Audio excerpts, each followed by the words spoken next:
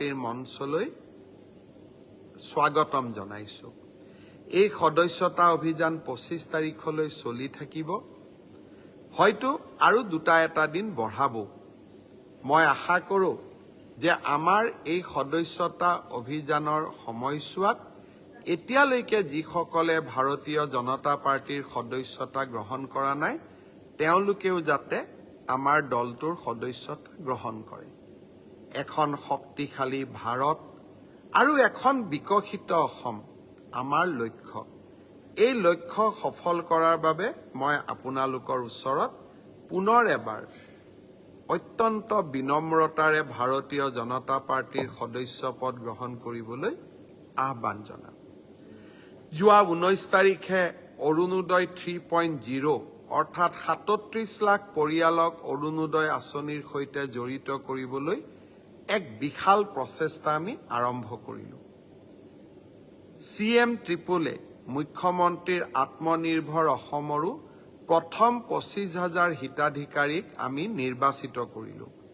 অহা 3 নৱেম্বৰৰ পৰা আৰু 75,000 হিতাধিকাৰী নিৰ্বাচনৰ প্ৰক্ৰিয়া আমি আৰম্ভ কৰিম।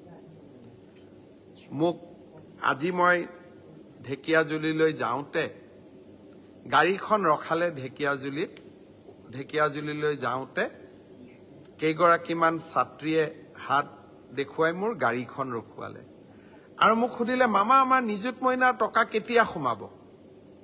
তেতিয়া উত্তৰ দিয়া নাছিলোঁ, ভাবিছিলোঁ গধূলি উত্তৰ দিম।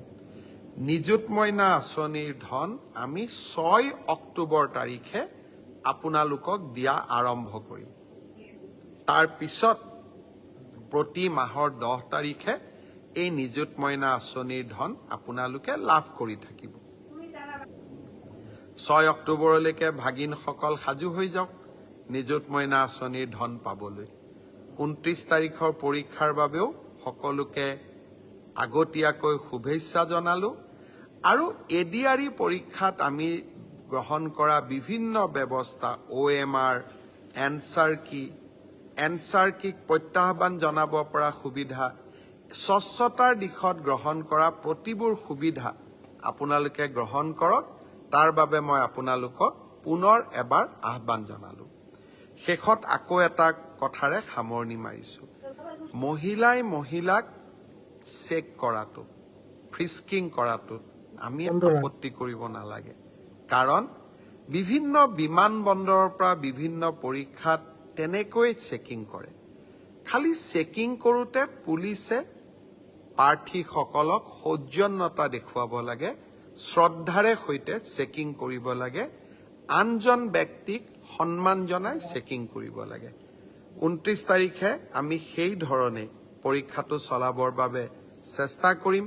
পুনৰ এবাৰ আপোনালোকক ধন্যবাদ জনালোঁ ব্ৰডকাষ্ট লাইভত চাই থকা আৰু পিছত যিসকলে চাব সকলোকে ধন্যবাদ জনালোঁ।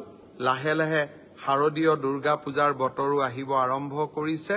সকলোকে পূজাৰ বাবেও আপোনালোকক সাজু হ'বৰ বাবে এটা আনন্দৰ পৰিৱেশ সৃষ্টি কৰিবৰ বাবে মই আপোনালোকক আহ্বান জনাম।